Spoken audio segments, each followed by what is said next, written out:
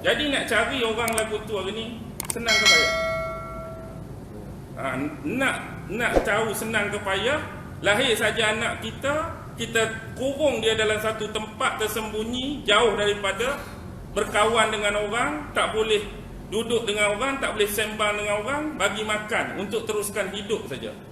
Bila sampai umur 40 tahun keluar. Agak-agak dia boleh cerita apa? Agak-agak dia boleh cerita apa? Mungkin ABC sampai Z pun tak lepas. Alif bata sampai Ya pun tak lepas.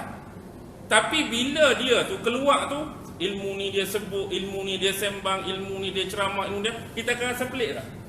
Takjublah kita, macam mana ni? Hang buku pun aku tak bagi, kitab pun tak bagi, pen tu bagi, kertas tak bagi makan saja. Siapa yang ajak hang ni?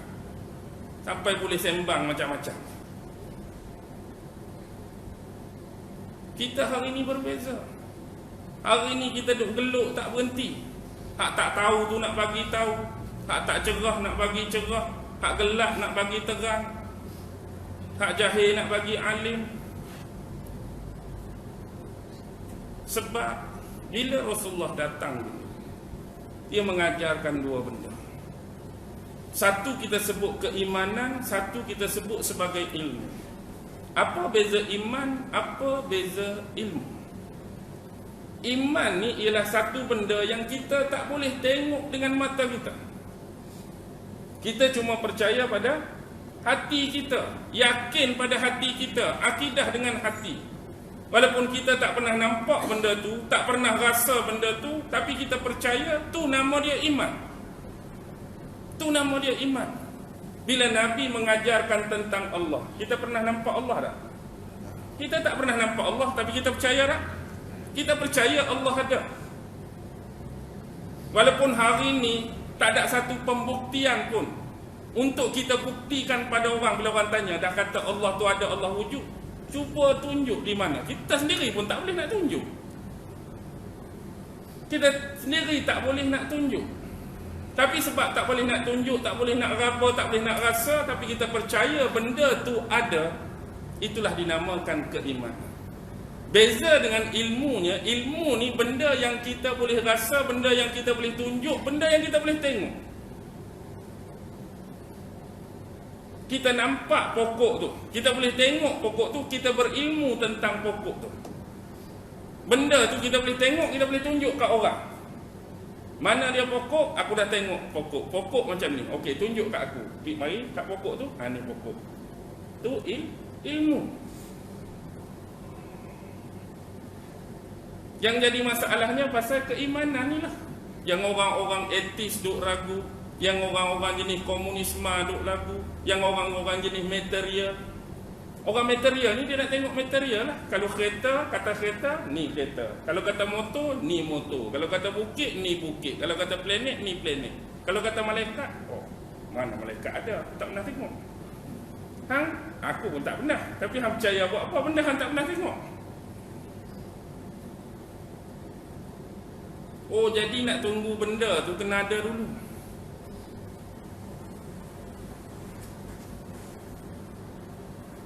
Akal kita. Kita kata kita ada akal tak?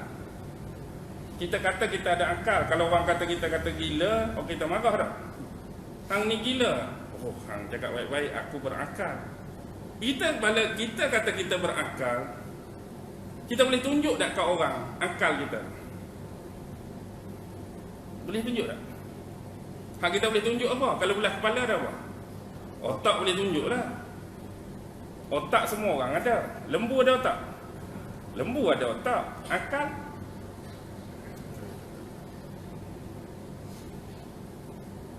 Akal tak ada. Kita kata kita ada akal tu. Akal tu, kita tak boleh pernah untuk membuktikan pada orang tunjuk. Ni akal aku. Siapa boleh tunjuk? Hak kita hari ni paling tinggi pun kita boleh test level dan tahap akal je.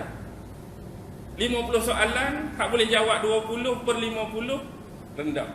Hak boleh jawab 40/50 sederhana. Hak boleh jawab 50 orang ni cerdik. Boleh test level je.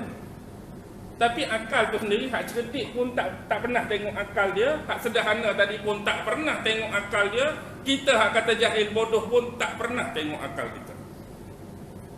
Lebih jauh apa yang kita katakan sebagai perasaan. Aku duk berasa takut lah, aku duk berasa bimbang lah, aku duk berasa gerun lah. Hak aku duk berasa tu, pernah tak kita boleh tunjuk kat orang lain? Semua orang ada perasaan, betul? Takut ke apa? Hak kita gambarkan sebagai takut, risau, gembira, happy, sedih tu, boleh tak keluarkan dia? Tunjuk zat dia. Ni ya, perasaan takut aku tu. Inilah perasaan gembira aku tu. Kita tak pernah boleh tunjuk kat orang pun. Tapi orang hak nafikan benda hak dia tak boleh tengok tadi sebagai tak ada, dia sendiri tak pernah nafi dia ada perasaan. Betul tak? Orang etis tadi hak dia kata, aku ni selagi benda tak ada depan mata aku tak percaya. Tapi bila tiba kita kata hang ada akal tak? Dia jawab apa? Oh, dia jawab dia ada akal juga. Walaupun dia sendiri tak pernah tengok akal dia. Hang ada perasaan tak? Dia akan jawab apa? Ada. Tapi bila kita minta tunjuk perasaan dia, dia tak minta tunjuk pun.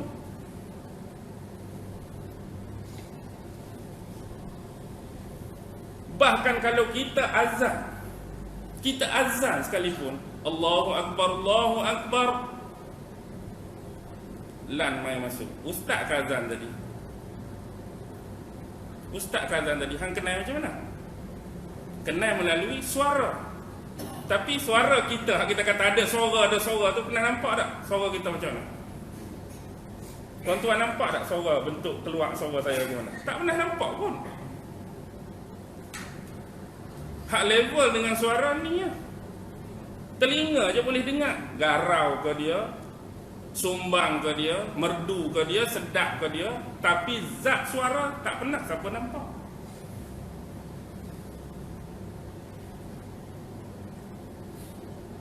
Kenapa kita tidak pernah meminta pembuktian ini lebih awal?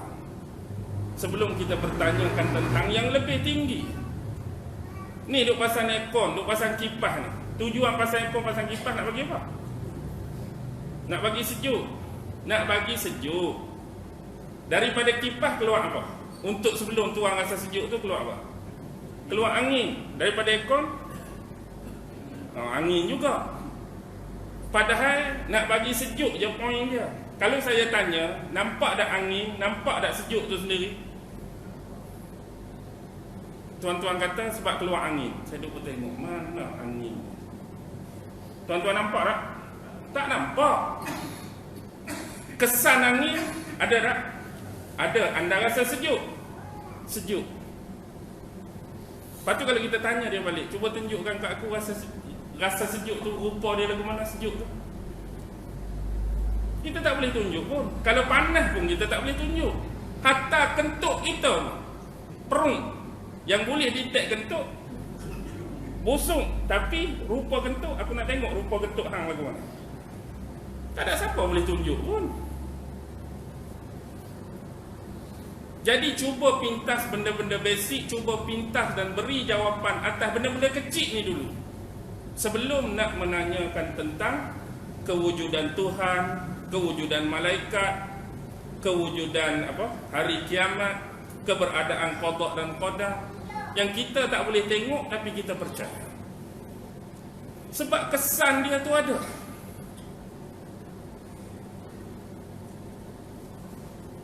Kesan daripada kerja tangan penciptaan Allah tu kita boleh tengok.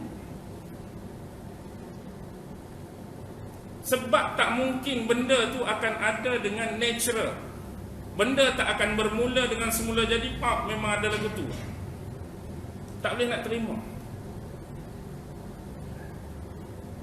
Kalau kita boleh terima kesemula jadian pada penciptaan alam tu, pasal apa hari ni kita tak boleh terima kesemula jadian pada ada hari ni?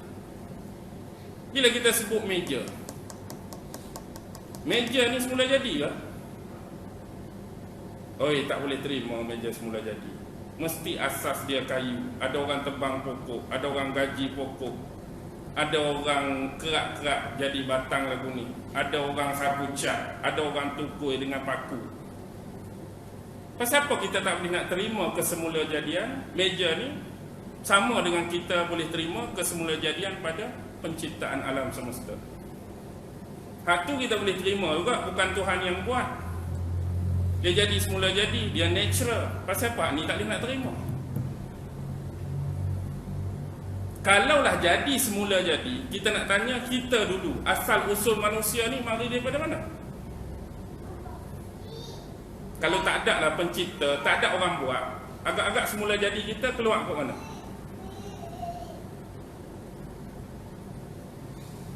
Bohong-bohong lalan. Kira hang ni etis malam ni. Agak-agak hang nak jawab apa? Dah hang kata langit bumi ni semula jadi, lepas tu orang tu mai ikut mana? Agak-agak nak mai ikut mana? Kalau nak cerita juga mari bukan Tuhan buat ni, mari ikut ketui tanah ke, mari ikut bukit, pecah bukit ke. Agak-agak nak kata mai ikut mana? Okeylah, kita kata keluarlah daripada mana-mana unsur lah. Keluar kok pokok ke, keluar kok batu ke, keluar kok bukit. Lepas tu jadi beranak pula. Tak ada pula generasi yang keluar kok bukit pula. Sekali tu je keluar kok bukit. Mungkin tak tuan-tuan? Hak mula-mula je keluar kok bukit, lepas tu kena beranak.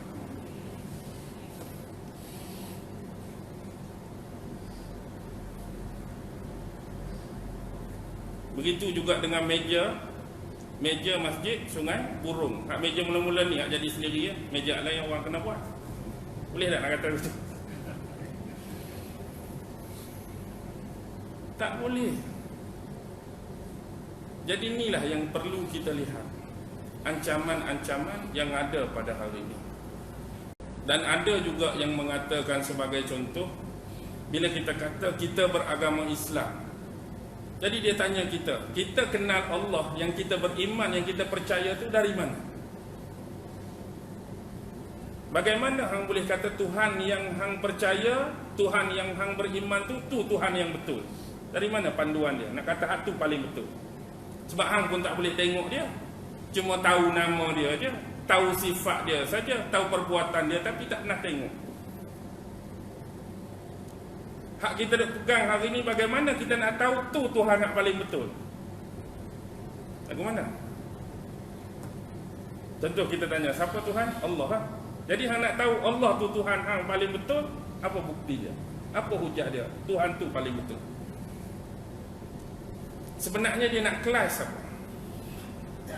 Sebenarnya dia nak kelas, nak habaknya cerita tentang Allah ni datang dari siapa dulu? Datang dari Nabi Allah Ibrahim. Nabi Allah Ibrahim bagi ke anak dia, sampailah kepada Nabi Allah Isa. Dia nak habaknya Nabi Muhammad pun ambil apa yang disebut sebagai Allah dan Tuhan ni daripada ilmu orang-orang Bani Israel. Jadi kalau tak ada Bani Israel, agak-agak orang Islam kenal tak Tuhan? Nak jawab apa tuan? Sebab memang Nabi-Nabi masuk mereka dulu pun. Jadi Nabi Muhammad ni bukan Bani Israel. Jadi pengetahuan tentang hak Allah apa ni Bani Israel lalu dulu. Jadi dia kata hari ini Nabi Muhammad pun kenal Tuhan yang nama Allah tu melalui ilmu orang Bani Israel, Nabi-Nabi Bani Israel. Baik. Kita pergi kepada awal. Nabi Ibrahim ada anak berapa orang? Ishak dan Ismail. Bila kata Nabi Ibrahim nak memperkenalkan Allah pada anak dia, adakah dia akan kata Ishak Allah ni lagu ni, tapi dekat Ismail aku nak buat Allah ni jadi lagu lain lah. Aku nak cerita Allah ni pada Ismail lagu lain, tak sama dengan hak aku cerita tentang Allah pada Ishak. Logik ke tak logik? Sebagai bapa dia akan cerita benda yang sama. Allah di sisi pemahaman, keyakinan dia, itulah diceritakan pada Ishak, itulah diceritakan pada Ismail. Kalaulah Ishak meneruskan ajaran pemahaman tentang Allah dan Tuhan itu pada keturunan dia sampai kepada Bani Israel, awak Nabi Ismail tak ada anak lah. Nabi Ismail ni pula, walaupun keturunan dia tu tak jadi Nabi, dia ada anak ke tak ada? Bila Nabi Ismail tu ada anak, dia nak cerita apa dekat anak dia? Cerita lagu lain daripada ayah dia sebut ke cerita sama? Cerita sama. Lepas tu anak dia tu tak ada cucu ke? Sampai kat cucu dia, sampai apa? Nabi Muhammad. Jadi kalau tak ada Bani Israel pun, agak-agak benda ni akan sampai kat Nabi Muhammad. Akan sampai juga jalur ni, walaupun jalur ni tu hanya Nabi pada Nabi Muhammad. Dia sekarang bukan kes Bani tertentu ke, bangsa tertentu ke. Kalaulah nak kira, nak angkat Bani, nak angkat bangsa, kalau Nabi Muhammad tu dilahirkan bukan Bani Arab, kita kata Nabi Muhammad tu bayangkan orang India, hari ni kita akan beriman ke tak beriman? Kalau bangsa Nabi Muhammad tu bangsa India, kita beriman ke tak beriman? Kita beriman ke tak beriman? Tetap beriman je. Bangsa-bangsa je, tak ada kelebihan pun. Kalau Nabi Muhammad dulu tu dilahirkan di kalangan bangsa Cina, kita beriman tak hari ni? Kita beriman. Bahkan kalau dia datang dari Habsyah, dari belahan dunia mana pun, kita akan beriman pada dia. Tapi signifikan yang ada pada Bani Israel ni, hanya kerana Nabi Muhammad tu lahir daripada bangsa Bani Quraisy, tak boleh nak terima. Sebab bagi dia, Nabi-Nabi ni mesti lahir daripada kalangan Bani Israel saja. Tengok, bila Allah pelari hak akhir tu, yang mereka harapkan hak akhir pun Bani Israel, tiba-tiba Allah tukar. Muhammad bukan Nabi, Muhammad bukan Rasul, Muhammad orang biasa saja, yang hanya memplagiat, mengcopy paste dan mencetak-cetak ajaran daripada Nabi-Nabi dan kitab-kitab terdahulu. Bahkan nak mengukuhkan kadang-kadang hujah dia, masa Nabi terima wahyu tu pun pergi tanya orang Kristian. Siapa dia? Sepupu isteri dia, Waraqah bin Naufal tu kan. Dia pergi tanya pasal siapa hak peluk dia tu kan. Waraqah masa tu agama apa?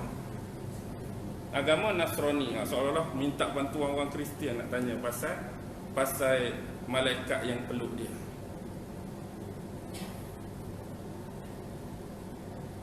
Lepas tu ada juga cerita-cerita kata sepanjang Rasulullah hidup, Rasulullah banyak bersembang, Rasulullah banyak berbicara dengan ulama-ulama Yahudi, ulama-ulama Kristian, bertukar-tukar pandangan sehingga menghasilkan ajaran-ajaran di dalam agama Islam. Hak kita tahunya, sepanjang Rasulullah jumpa dalam sirah Nabawi, Rasulullah jumpa ulama Yahudi dengan ulama Kristian, tiada lain tiada bukan untuk apa? Untuk berdialog, bersoal jawab, berdebat. Masa tu Nabi seorang ke Nabi dengan sahabat? Nabi dengan sahabat. Maksudnya penyaksi ada. Tak ada lagi dalam sejarah Nabi tu memang tanya tu semata-mata nak menyempurnakan agama dia. Agama aku ni tak lengkap lagi. Ada tak hak baru, agak special kat agama hang ni? Aku nak bagi cantik sikit agama aku ni. Ada tak dalam sirah kita jumpa macam ni? Mana ada? Ini jelas fitnah dan pembohongan. Jadi pasal apa sukar dan susah sangat? Kita tak sukar dan susah. Walaupun Nabi Muhammad cuma bangsa Arab, dah sejak daripada zaman Nabi Ibrahim tu, start Nabi Bani Israel, bermula Nabi Yaqub sampai Nabi Isa tu, kita boleh terima tak mereka tu Nabi kita? Tak ada masalah pun. Walaupun mereka Bani Israel, Bani apa sekalipun Allah turunkan mereka, kalau Allah yang kata, Allah yang firman, mereka tu Nabi, mereka tu Rasul, kita beriman pun. Bukan sebab mereka Bani Israel, sebab mereka utusan Allah, sebab mereka Nabi, sebab mereka Rasul. Bani apa pun, kaum apa pun, kulit apa pun, mereka tetap Nabi. Kita akan menghormati dan memuliakan. Tapi pasal apa signifikan ni susah sangat untuk dia bawa pada Nabi Muhammad?